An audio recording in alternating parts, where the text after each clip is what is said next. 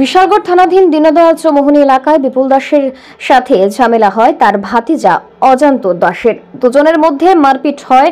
বিপুল দাসকে বাঁচাতে যান তার দুই ছেলে এবং স্ত্রী। তাদের উপর আক্রমণ করে অজান্ত। পরবর্তী সময়ে চারজনকে ফায়ার সার্ভিসের কর্মীরা বিশালগড় মহকুমা হাসপাতালে নিয়ে আসলে বিপুল দাসকে মৃত বলে ঘোষণা করা হয়। আশঙ্কাজনক অবস্থায় বিপুলের স্ত্রী শিমু দাসকে জিবি হাসপাতালে আনা হলে মৃত্যু হয় বলে ঘোষণা করা হয়। দুই ছেলের চিকিৎসা চলছে জিবি হাসপাতালে। এদিকে বিশালগড় থানার পুলিশ ঘটনাস্থলে গেলেও অভিযুক্ত যুবককে এখনো আটক করতে পারেনি। অভিযুক্তের বাড়ি এবং গাড়ি ভাঙচুর করে উত্তেজিত জনতা।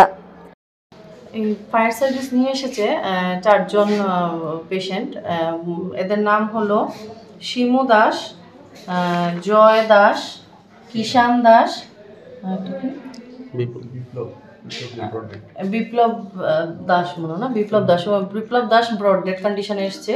আর যে শিমু দাস ওনার কন্ডিশনও বেশি একটা ভালো না। ওনার নেকের মধ্যে ইনসাইজড কাট ইঞ্জুরি আছে, পায়ের মধ্যেও কাট ইঞ্জুরি আছে, শার্প ইনস্ট্রুমেন্টের সাসপেক্টেড কাট ইঞ্জুরি। তো ওই পেশেন্টও বেশি কন্ডিশনটা স্থিতিশীল নয়। আর যে বাকি দুইজন আছে ওদেরও অনেক ইঞ্জুরিজ পাওয়া গেছে শরীরে, কাট ইঞ্জুরি অনেক জায়গাতেই আছে, চেস্টে লেগে অনেক জায়গাতেই কাট ইঞ্জুরি পাওয়া গেছে। তো এদের তিনজনকেই ইনিশিয়াল ড্রেসিং অ্যান্ড ম্যানেজমেন্ট করার পর এজিএমসিতে ট্রমা সেন্টারে রেফার করা হয়। কোন জায়গা থেকে আনা হয়েছে? এদেরকে আনা হয়েছে উত্তম ভক্ত চৌমুহনীর সাইডে। কি হয়েছিল ঘটনাটা? কি হয়েছিল মনে হয় allies history of physical. Bureau report, public now.